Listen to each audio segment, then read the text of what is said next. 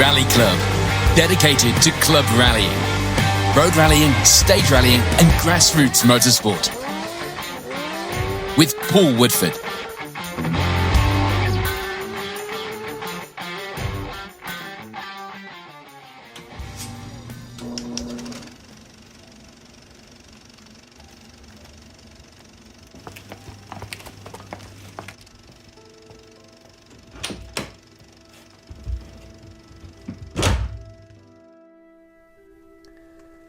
It had been just 3 weeks since Andy Dawson and John Foden had taken an impressive second place overall on the Manx International Trophy Rally, bringing the relatively unknown Clan Crusader home to rapturous applause on Douglas Promenade, in second place behind Roger Clark's Escort. But the Dawson clan was never intended to be a world-beating rally car. It had been developed from chassis number 4, a prototype crash development car, latterly a press car. A far cry from a factory rally program these days. The car was ready for competition by fitting the engine from Andy Dawson's Imp.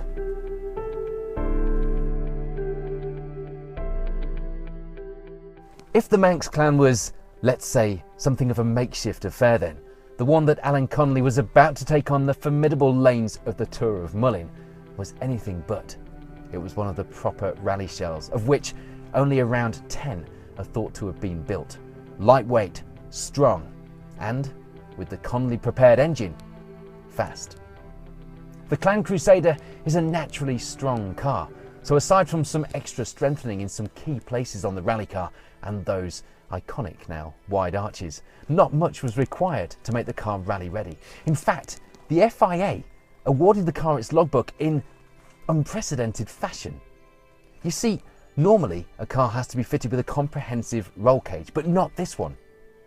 After the Clan Motor Company were able to convince the FIA that the car was strong enough by placing a 7-ton skip full of water on top of an upturned shell, that was it.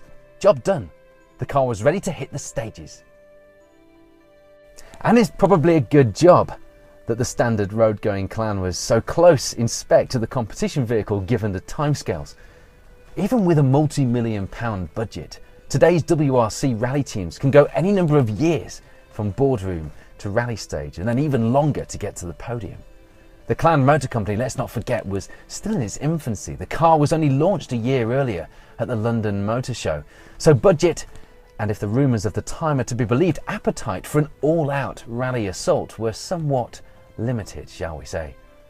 And this backdrop, together with the fact that Alan Conley prepared the car himself from his Chrysler dealership Willem Garage, make the story of the 1972 Tour of Mull rally victory for the Clan Crusader remarkable.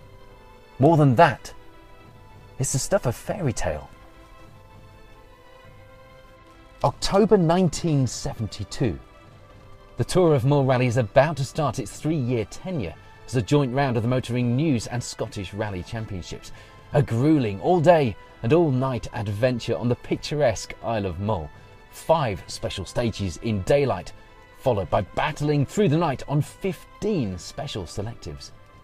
Lining up in the picturesque seaside town of Tobermory, the rally's traditional start place, in this relatively unknown Clan Crusader, which, let's not forget, had only made its rally debut around a month earlier. You could forgive Alan Conley and Crawford Dunn for starting to think that they'd bitten off more than they could chew, couldn't you?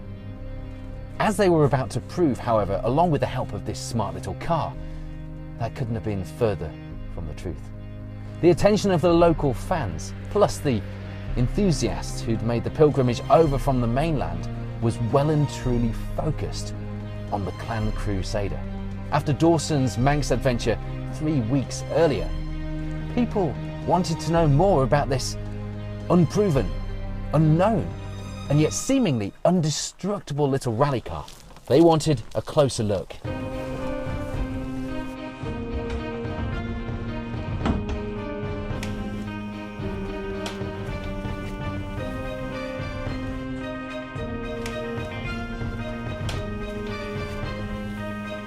It wouldn't be outright speed that would see the Clan Crusader topping the leaderboard, at least to begin with. The Clan Crusader struggling to stay on terms with the Scottish Championship regulars on these specialist lanes.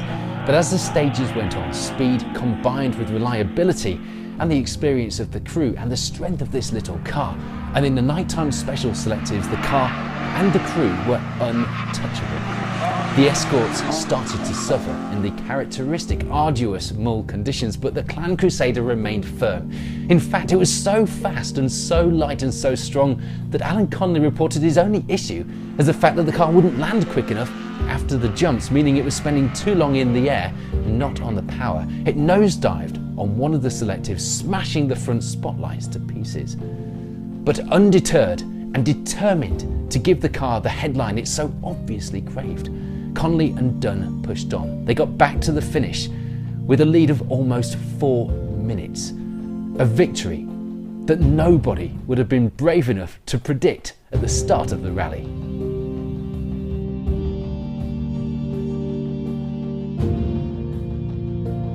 Victory on Mull changed everything. By now, the motoring press was talking up the Clan's chances in various rallies and championships, basically wherever it appeared on an entry list, but also the prospect that it might get picked up as a weapon of choice by an increasing number of high-profile drivers. It's hard to resist making a comparison with the plights of the Lancia Stratos, the Renault Alpine, or even the Triumph TR7, but resist we must because it never quite made it. We'll never know what could have been had the Clan Motor Company made it through the oil crisis, or the introduction of VAT, or the Roots Group supply issues, all of which contributed to the fact that the car ceased to be in production beyond 1973. But the rally-prepared Clan Crusaders continued to do the business out on the rally stages for the next decade and beyond. We were given a glimpse of what might have been, but more than that, we were treated to a true motorsport fairy tale, the likes of which we will probably never see again. Mull, 1972. The Clan's Crusade.